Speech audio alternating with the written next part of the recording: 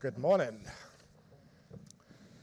The future of work is here and now, and the workplace is evolving faster than ever, influenced by advancements in technology, shifting society expectations, and growing focus around flexibility and purpose-driven work.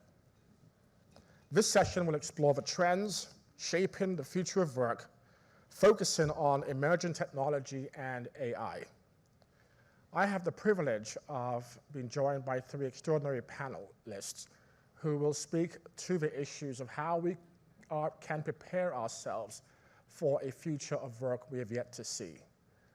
I have Maria Flynn, who is the President and CEO of Jobs for the Future, Michael Greenwald from Amazon Web Services, and Maya Ajmera from Society for Schools. Society for Science. For Science, I'm very sorry. So I want to start off with a question to Maria Flynn.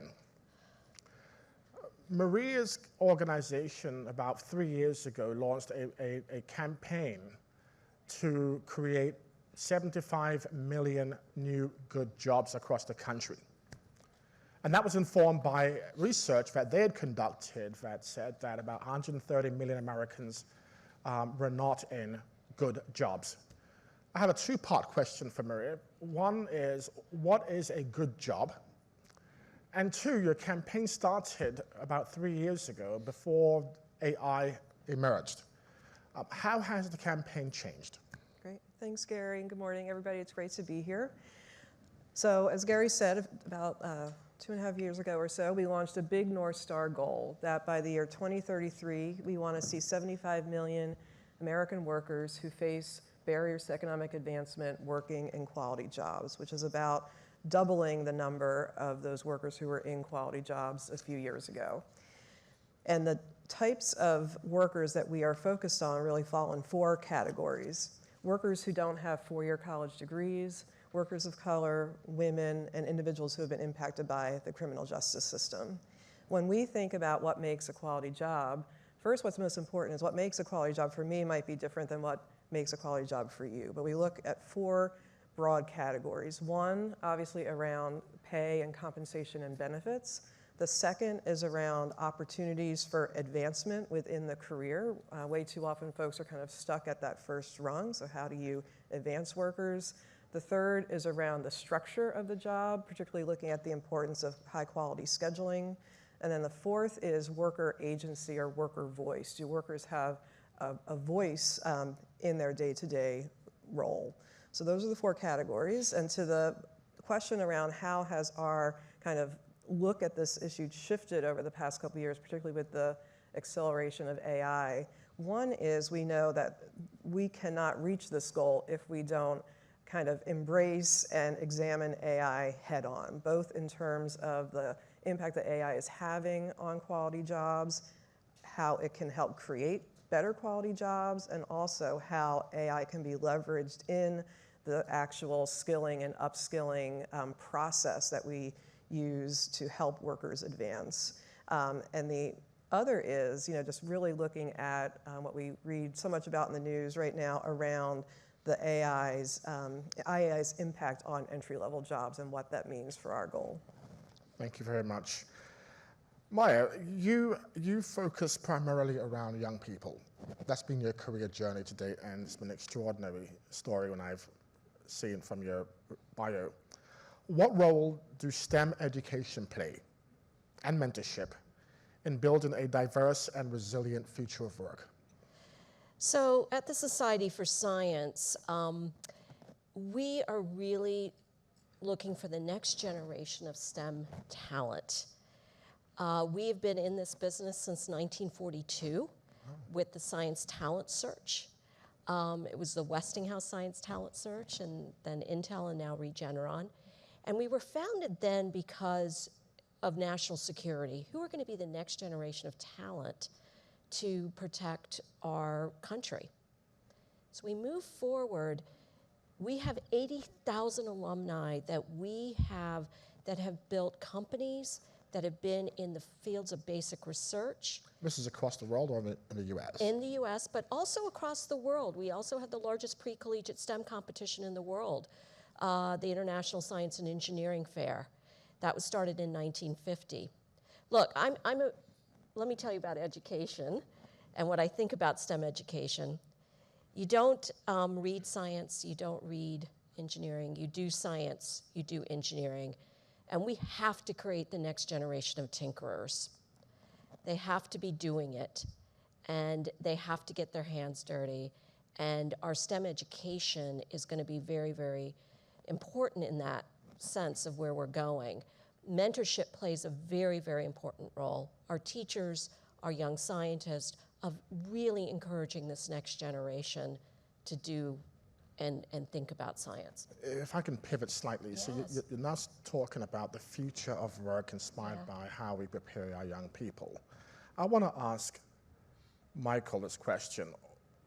What can we do to create more competitiveness around the future of work in the US? Sure. So at AWS, we truly believe in democratizing access to AI technology.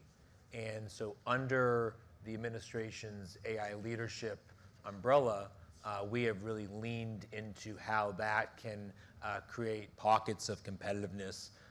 We recently signed on to the White House's AI education campaign and our pledge there. And so I think upskilling of the next generation of leaders, and I think what Maya's doing for Society of Science is critical. That we need to upskill the American worker. And that means that you, whether it's in education or whether it's in health or in finance or in defense and national security, each pocket has a role to play, to not be complacent, but to be competitive, and not to wait for an event to occur, but to be proactive. And so that to us is a leading mantra for bias for action in this space. And Maria, can you take that on a little bit, please? Because much of your work is focused around this sort of tripartite partnership between government, business, and nonprofits. Yes. And each has to be a willing participant. What is your perspective around the role of government, business, philanthropy, and nonprofits in advancing your mission? Yeah, I strongly agree that each of those parts have critical roles to play. So one, in order to get to the kind of level of training and reskilling that we need as a nation and are going to continue to need in the years ahead, there is a critical role for government, both federal government and state government.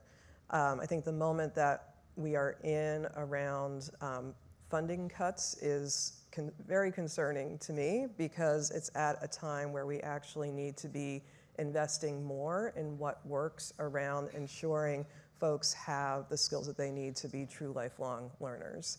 At the same time, I think we need to recognize that our traditional education and workforce systems are woefully outdated and are having a hard time keeping pace with the change that's happening around them. So it's not just kind of investing in what we have now, but it's also we need bold investments in how we really critically reform and transform these systems into the systems that we need today and the future. So that there's a critical public sector role in that. At the same time, the private sector has to step up to the plate. We're seeing great examples, including Amazon, of companies that are doing that, both in terms of AI literacy, but investing in their own workers and their advancement. So we need to continue that trend. And then, philanthropy and nonprofits really need to be pushing not only on those trusted links within the community, but also having kind of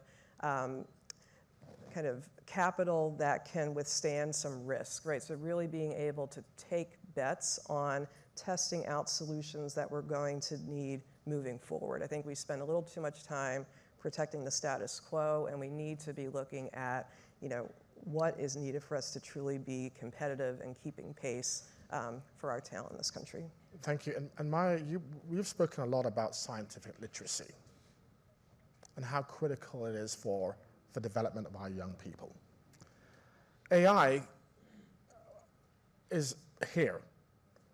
Can you share the importance of the intersection of scientific literacy, labor force outcomes and the impact on both on our society, please? Sure. So we believe science is a core to our democracy, and scientific literacy actually really builds critical thinking skills for young people. We have learned from teachers across the country, STEM teachers, that textbooks are old. Science and engineering is changing at a vast pace. They don't know what to trust online. So one of our pillars at the Society for Science is Science News Media Group. And we have brought Science News and Science News Explorers in over 6,000 high schools and middle schools across the country, reaching millions of students, as well as over 20,000 STEM teachers. And we're scaling that program rapidly because we are hearing the demand that students need excellent content and understand science and engineering at the pace it's being invented and created. And that gives us an edge on global competitiveness, okay? And that has a rippling effect of doing science, doing engineering. You read something, you get excited, you're like, okay, let's get our hands dirty and let's do it. And then that gets into our world-class research competitions, where we have 80,000 alumni since 1942 that have built extraordinary companies, and some that are now building the AI companies of the future. So, Michael, what is responsible AI? Well, And how does that impact workforce outcomes? Well, I think that in the public sector with, chief AI officers, they are really setting the table. And they're educating the workforce internally to operate more efficiently and more nimble and to save money for the organization, but also it's educating, the organizations externally. So I think, this administration has focused on AI leadership.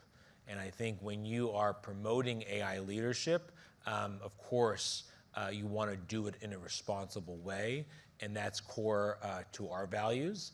But I think it really depends upon how you are looking at educating the workforce to their points, because you have to have and it can't just be one person. In the days of just the CTO being smart on technology, it needs to be throughout the organization. And everyone has skin in the game and a piece to play. And so what I've really been impressed by, I'll give you an example, at the Treasury Department, the chief AI officer there, she has really taken the torch to educate the entire bureau at Treasury. And they really are investing in innovation. And I think you're going to see that spread throughout the public sector and also in the state as well. Thank you so much. And as you were talking, I was thinking about Concordia, actually, and the intersection of business, philanthropy, nonprofits, and all these stakeholders coming together to solve pressing problems.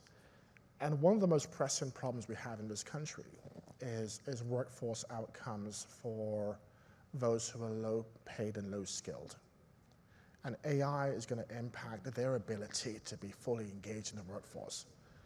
If I can ask Maria this question, Maria, what can we do to encourage or identify strategies for bringing more people into the workforce with these new tools? Yeah. So one, I think we need to think about AI literacy in the same category that we have thought for generations about basic literacy in general. So I think AI literacy needs to be part and parcel of that conversation and that investment going forward.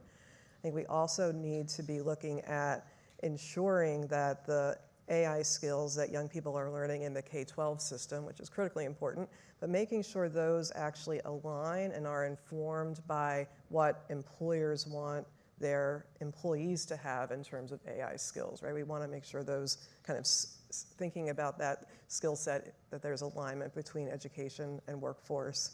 And at the same time, continuing to really double down on whether you call them durable skills or human skills, ensuring that things like teamwork and collaboration and communication are clearly embedded in curriculum throughout. So I think there's too much debate often around what are those skills. If you look at lists of those skills over the past 40 years, the list is pretty much always the same.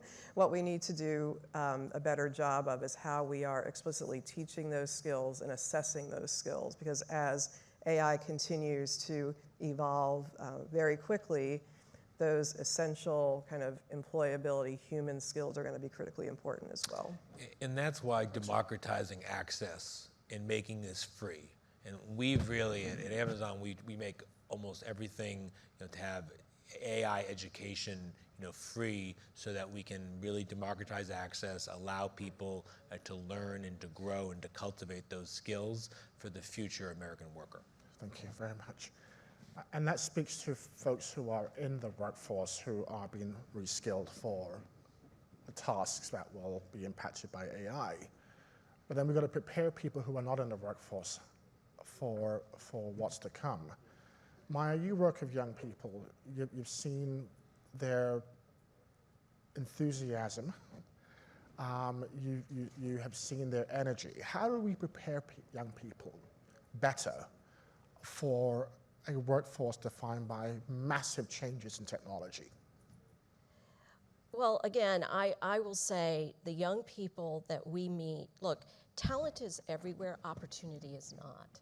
And we want to make sure that every young person in this country can become a scientist or engineer if that's what they want to be when they grow up. And at Society for Science, our STEM outreach programs really help build that enthusiasm and energy for science, whether it's through mentorship, whether it's through professional training for our teachers around AI, whether it's really engaging students to tinker. I mean, and really doing basic and innovative research. That's where our global competitiveness is going to keep going. If we don't invest in the next generation of young people, we're really going to be lost in 10 or 20 years. Yes. And our education system has to keep pace with that. And that's why companies are really looking for that next generation of talent. Because they're going to need it, frankly, to keep their companies innovative and on edge. And a good plug from me for the merits of an intergenerational workforce, because we find ourselves in a situation where older workers are oftentimes left out or squeezed out of the workforce for a variety of reasons. And we have to find a way to make sure that our strategies includes an acknowledgement of what older workers bring to the workforce. I have a final question for each of you, because we are living in an age of massive disruption and anxiety and fear among some. But given the undisputed movement towards technology being adapted in the workforce, given society's ability to adapt to changes whenever changes have occurred, my final question to each of you is, what gives you hope? What gives you hope? I'll start. I would say that the upcoming generation gives me hope. So I would say Gen Z gives me hope. My oldest daughter is a member of that generation, and between conversations with her and her friends and the young people that we engage through our work at Jobs for the Future, number one, I think the resilience and curiosity that they bring to the table is what we need. Also, I think a impatience, and they're very stridently not standing for how things were done in the past. So I think it's that drive and that momentum that is going to get us through this. And I think those of us in the older generations need to listen. We need to listen and we need to act and not get stuck in protecting the way things always have been. So I'm a Virgo, so I'm always optimistic. But I would say that our startup community of customers give me a tremendous amount of hope. I was in Utah this summer with a startup, Stringer Technologies, and the work they're doing, just becoming the startup community, the next Anduril, the next Palantir, that ecosystem, that's the fabric of the next generation of national security leaders. And so when I see students taking that innovation torch and running with it with real zeal, like, to me, that gets me excited and gives me great hope. Thank you. Maya, we'll close with you. What gives you hope? The next generation, but I will even get it narrower. We're about to embark on our middle school STEM competition, the Thermo Fisher Junior Innovators Challenge, and seeing the projects coming out of middle school, young people with AI, with computer engineering, with biotech. I mean, it's just extraordinary how young people are thinking. Wow, that gives me hope. And we're gonna, if we keep doing it, we're gonna be okay. Well, Maria, and Michael, thank you all very much for this morning.